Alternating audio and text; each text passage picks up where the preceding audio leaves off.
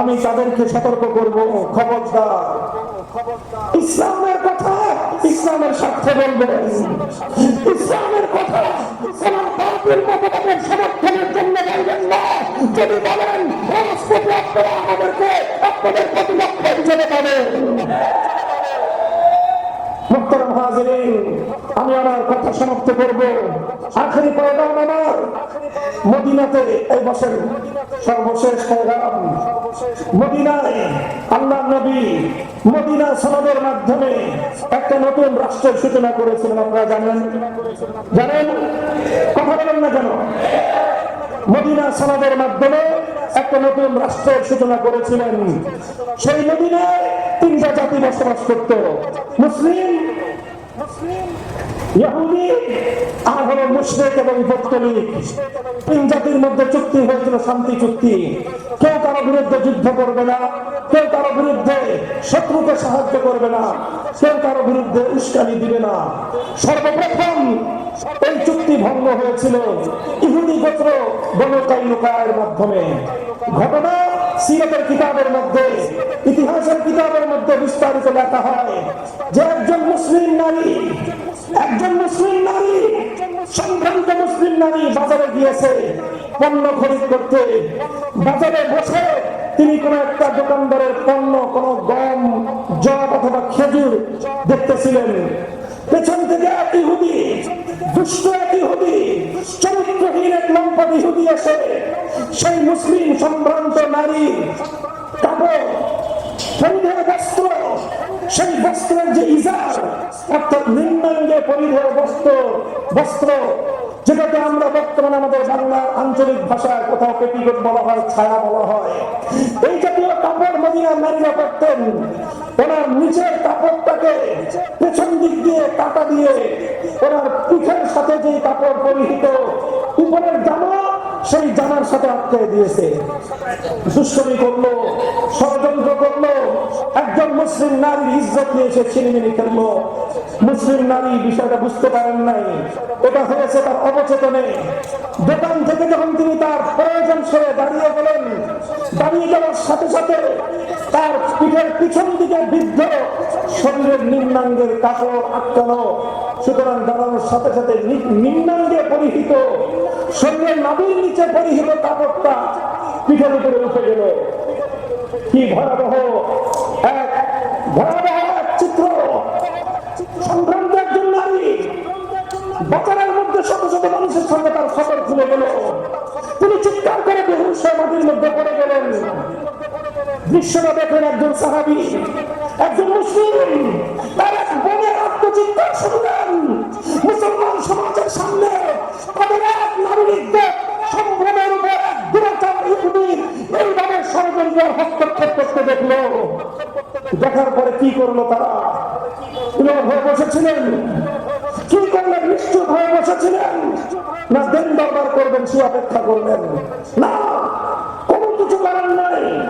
তিনি দেখেছেন কোন ইহুদি এই ষড়যন্ত্র করেছিল।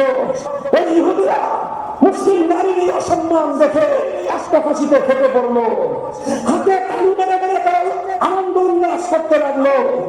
এদিক দিয়ে মুসলিম আমার বোন, আমাদের মা, এক মুসলিম নারী বাজারে অপমানিত হয়ে শত শত মানুষের সামনে রাস্তার বেহুশ হয়ে লুটিয়ে পড়লেন। এই দৃশ্য এক মুসলিম যুবক দেখে বরদাস্ত করতে পারলেন না। তার কোষ থেকে মুক্ত করে সেই দুচার ইহুদি রাস্তার উপরে আঘাত করে দেহটাকে তার কল্যাণ আলাদা করে দিলেন। মুসলমান নারীর ইজ্জত নিয়ে ছিনিমিনি খেলতে চাই ইসলামদার, আল্লাহ জমিনে বেঁচে থাকবে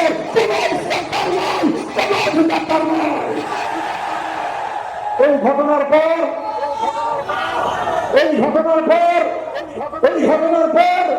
সঙ্গে সঙ্গে পাল্টা আরেক ইহুদি সেই মুসলিম যুবকের উপর আক্রমণ করলো। আক্রমণ চালিয়ে সেই মুসলমানকে শহীদ করে দিল। বাজারে তিনটা ঘটনা ঘটলো। আমার এক মুসলিম বোনের ইজ্জত নিয়ে ছিনিমিনি খেলা হলো, এক দুরাচার ইহুদিকে জাহান্নামে পাঠানো হলো। আর সেই মুসলমান এক বড় ইজ্জতের আব্রুর নিরাপত্তা রক্ষা করতে গিয়ে মুজাহিদ মুসলমান সাহাবী শাহাদাতের রক্ত দিয়ে মদিনার জমিনে ইসলামের বিজয়ের কেতন, ইসলামের ইতিহাসকে তিনি গৌরবান্বিত করলেন।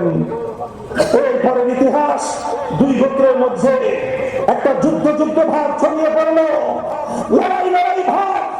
তখন নেতৃস্থানীয় ব্যক্তিবর্গ শান্ত করলেন, শান্ত করে বললেন যে নবীজি আছে, বিচার হবে নবীর দরবারে। উভয় পক্ষ গেল, যাওয়ার পর কথাবার্তা শোনার পরে সরদারে কায়নাত সাইয়্যিদুল কাওনাইন, মদিনা সমাজের স্থপতি, মদিনা রাষ্ট্রের মহানায়ক মুহাম্মদ আরবি সাল্লাল্লাহু আলাইহি ওয়াসাল্লাম ঘোষণা করলেন, এক মুসলিম নারীর ইজ্জত নিয়ে যেই কুলাঙ্গার ইহুদিরা ছিনিমিনি খেলতে পারে, আমাদের এই সমাজ মদিনায় সেই ইহুদিদের বসবাস করবার কোনো অধিকার নাই। আল্লাহ নবী সময় বেঁধে দিলেন 3 দিন। 3 দিন পরে বনু কাইনুকার কোন কুলাঙ্গারকে যদি মদিনায় খুঁজে পাওয়া যায়, তাকে সুরক্ষা করে তার স্বর্ণ ঝুলিয়ে রাখা হবে। ইতিহাস বলে এই বনু কাইনুকা নামক কুলাঙ্গার ষড়যন্ত্রকারী মুসলমানের নারীর ইজ্জত নিয়ে ছিনিমিনি খেলার অপরাধে একটি সম্প্রদায়কে আল্লাহ নবী মদিনা থেকে বহিষ্কার করে দিলেন। বনু কাইনুকা এদের অপবিত্রতা থেকে পবিত্র মদিনার মাঝে মুক্তি পেল। মুহতারাম হাজিরিন, আমরা সবাই সেই নবীর উম্মত, কথা বলে ঠিক না বেঠিক? এক নারীর ইজ্জতের হেফাজত করবার জন্য একটি সম্প্রদায়ের সঙ্গে তিনি যুদ্ধ করতে এতটুকু দ্বিধা করেন নাই। মুসলমানদের কাছে নিজেদের জাতীয় নিরাপত্তার চেয়ে তার মা বোন এবং তার কন্যা ইজ্জতের মূল্য বেশি। হে আমার বাংলার দামাল সন্তানেরা, হে জুলাই যোদ্ধার সন্তানেরা, যারা জুলাই আগস্টে মুখরিত করে স্লোগান তুলেছিল দিল্লি না ঢাকা, আমার স্লোগান তুলে দিল্লি না ঢাকা, দিল্লি না ঢাকা।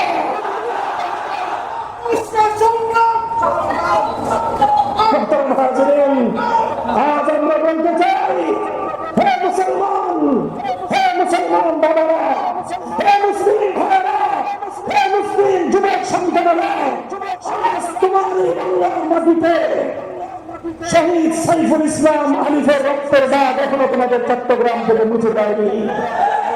এখনো আমার আলিফ ভাইয়ের মাসুম শিশু কন্যার চিৎকার থেমে যাবে। এখনো তার সাইফুল ইসলাম আলিফের মায়ের আবাদের বন্ধ হয়নি।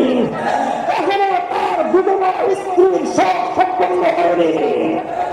সেই বাংলার মাটিতে সেই উগ্রবাদী ইসলামের সন্ত্রাসীরা, ইসলামের সন্ত্রাসী জঙ্গি গোষ্ঠী আজ আমার ভাই আর তোমার বাবা, তোমার ছেলে নয়, বরং আমাদের মা বোন আর কন্যাদের পিছনে তারা ষড়যন্ত্রের জাল বিস্তার করেছে।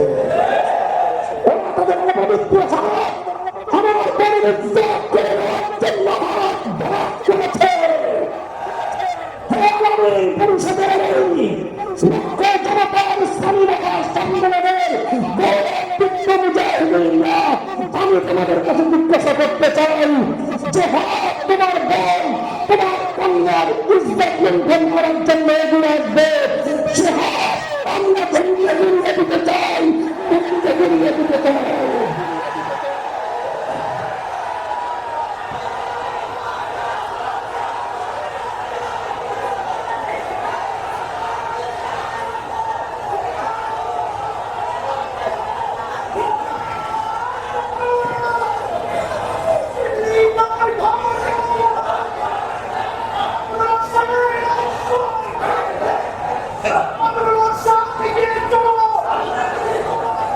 আমরা ভারত সরকারকে পেগাম দিয়ে যেতে চাই, তোমার সেবাবাসী দূতবাসী শেখ হাসিনাকে দিয়ে বাংলাদেশে রাখতে পারো নাই।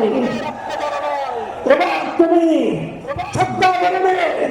ইসলামের ষড়যন্ত্রকারী সন্ত্রাসী গোষ্ঠীকে আমার বাংলার নারীদের ইজ্জত নিয়ে ছিনিমিনি খেলবার জন্য তুমি বেরিয়ে দিয়েছ।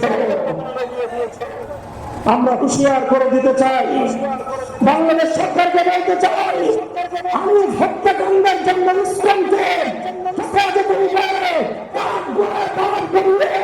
বিচার করে সিদ্ধ করে করেন না আপনারা। তাই আজ ওরা দুঃসাহস দেখায়, ওরা অসংখ্য অগণিত মুসলিম নারীদেরকে ভাবনা গ্রামের মধ্যে ফেলে মুসলমানদের সরল প্রাণ মেয়েদেরকে কালা জাদু করে নানা ধরনের বশীভূতকরণের কার্যক্রমের মধ্যে দিয়ে মুসলিম মায়েদের গর্ভে হিন্দুদের নাপাক বীর্যের সন্তান জন্ম দেওয়ার এক ভয়াবহ ষড়যন্ত্র নিয়ে এরা মাঠে নেমেছে। মুসলমান, আমরা এখনো যদি ঘুমিয়ে থাকি, কোন কন্যার যখন ইজ্জতের নিরাপত্তা থাকে না, কোন বোনের ইজ্জত যখন লুণ্ঠিত হয়, কোন মায়ের ইজ্জতের উপর যখন কোন সন্ত্রাসী হাত বাড়ায়, মায়ের সন্তান হিসেবে, বোনের ভাই হিসেবে, কন্যার বাবা হিসেবে বেঁচে থাকার চেয়ে মরে যাওয়া অনেক ভালো। আমরা কচু দেশে গলা বেরিয়ে দেওয়া দরকার। আমরা শপথ দিতে চাই, আমার কোন মায়ের ইজ্জত লুণ্ঠিত হতে দেব না, আমার কোন আমার বোনকে পেটে ফেলতে আমরা দেব না, আমার কোন কন্যার ইজ্জত নিয়ে যদি ছিনিমিনি ফেলা হয়, দেখলাম থেকে দেখলে আগুন জ্বলবে, আগুন জ্বলবে, আগুন জ্বলবে।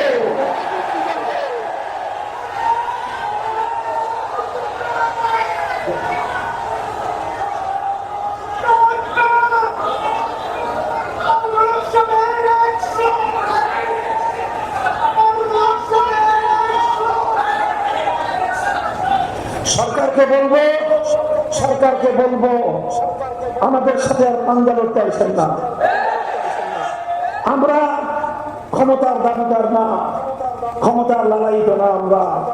আমরা চাই আমাদের পূর্বপুরুষদের ঘাম, অশ্রু আর রক্তের বিনিময়ে কেনা এই স্বাধীন মাটিতে ইসলামের পতাকা সমুদ্রীন করতে। রাজনৈতিক পক্ষগুলোকে বলবো, শেখ হাসিনা শহীদের জোয়ারে ভেসে গেছে। ভারতের মতো বিশাল সাম্রাজ্যের আশ্রিতা কৃতদাসী শেখ হাসিনাকে বাংলার মসনদ ধরে রাখতে পারে নাই। কতটা শক্তি রাখেন জুলাই বিপ্লবের দিকে তাকিয়ে দেখেন। অনেকে বলবেন জুলাই বিপ্লব কি হুজুর ইসলামের বিপ্লব? আমি বলি যে না, জুলাই বিপ্লব ইসলামের বিপ্লব নয়। যেমন 2013 সালের বিপ্লব জুলাই বিপ্লব ছিল না। 2013 সালের শাপলা চত্বরের বিপ্লব জুলাই বিপ্লব ছিল না, তবে সেটা জুলাই বিপ্লবের ভিত তৈরি করেছে। জুলাই বিপ্লবের মাধ্যমে বাংলার তরুণ ছাত্র জনতা নতুন প্রেরণা তারা অর্জন করেছে, নতুন সাহস তারা বুকে সঞ্চয় করেছে। জুলাই বিপ্লবে প্রমাণ হয়েছে বিপ্লবের জন্য কোনো রাজনৈতিক দল লাগে না। জুলাই বিপ্লব প্রমাণ করেছে বিপ্লবের জন্য কোনো বড় নেতার প্রয়োজন নাই। বিপ্লবের জন্য প্রয়োজন একদল বিপ্লবী সাহসী উদ্যমী তরুণ জনতার প্রয়োজন। আমরা বাংলার মাটিতে নতুন স্লোগান তুলতে চাই। বাংলার মানুষ অনেক রকম বাংলাদেশ দেখেছ, আমরা একবার সোনার বাংলাদেশ দেখেছি, স্বর্ণ কিছুই খুঁজে পাই নাই। নতুন বাংলাদেশ দেখেছি, পুরাতন বস্তা পচা ছাড়া আর কিছুই পাই নাই। সবুজ বাংলাদেশ দেখেছি, ধূসর মরুভূমি ছাড়া কিছুই দেখি নাই। ডিজিটাল বাংলাদেশ দেখেছি, বাংলার মাটি থেকে কোটি কোটি ডলার পাচার করে জগন করা করা ছাড়া আর কোন ডিজিটাল আমরা কোনো কিছুর উন্নতি দেখি নাই। সোনার বাংলাদেশ দেখেছিস, নতুন বাংলাদেশ দেখেছিস, সবুজ বাংলাদেশ দেখেছিস, ডিজিটাল বাংলাদেশ দেখেছিস। এবারের বাংলাদেশ হবে ইসলামের বাংলাদেশ, খেলাফতের বাংলাদেশ।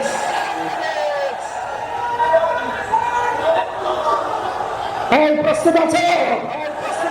বিপ্লবের জন্য প্রস্তুতি গ্রহণ করো, বিপ্লবের জন্য নিজেদেরকে প্রস্তুত করো।